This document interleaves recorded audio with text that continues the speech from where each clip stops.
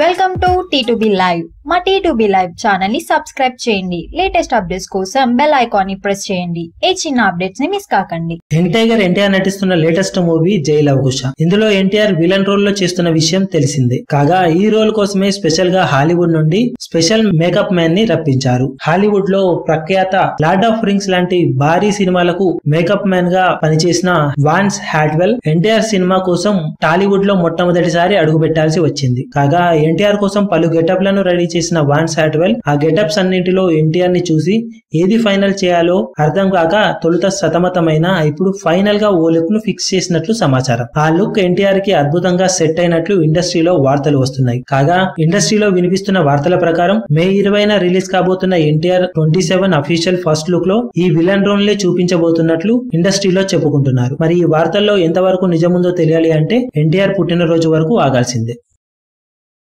మరిన్ని latest updates కోసం T2B live ని సబ్స్క్రైబ్ చేయండి. వీలైతే లైక్ చేయండి, కుదిరితే షేర్ చేయండి.